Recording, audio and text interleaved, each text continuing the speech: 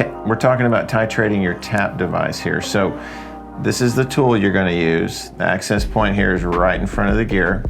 When you receive your device, it's going to be set all the way back to our start point. 4 half turns with the wrench will advance the device a millimeter. So 4 half turns equal a millimeter. We will be advancing your device once a week.